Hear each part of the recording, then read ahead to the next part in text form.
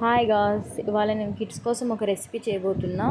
First mutton boneless pieces తీసుకొని బాగా wash చేసుకోవాలి. అందులో ఉన్న బోన్స్, ఫ్యాట్ అంతా రిమూవ్ చేసుకొని కొన్ని పప్పులు తీసుకోవాలి.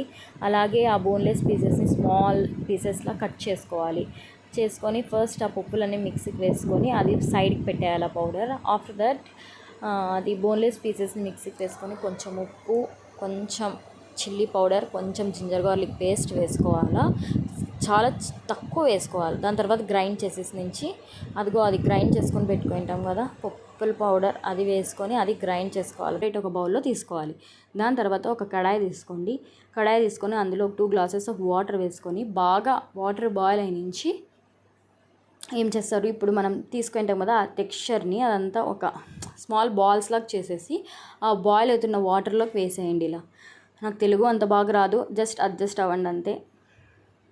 వేసేసి ఇలా బాయిల్ అయి నుంచి ఇలా వాటర్ అంతా వేపర్ అయిపోయి కొంచెం కూడా ఉండవు కడాయిలో. అప్పుడు మనం ఒక బౌల్లోకి వేసుకోవాలన్నీ చేసేసి నుంచి అదే కడాయిలో కొంచెం ఆయిల్ వేసుకోవాలి. ఆయిల్ వేసుకొని మనం సైడ్కి తీసుకుంటాం కదా బాయిల్ అయింది బాల్స్ని, కీమా బాల్స్ అంటాం మేమైతే, అవి తీసుకొని అవి బ్రౌనిష్ కలర్ వచ్చేదాకా బాగా కొంచెం ఆయిల్లో ఫ్రై చేసి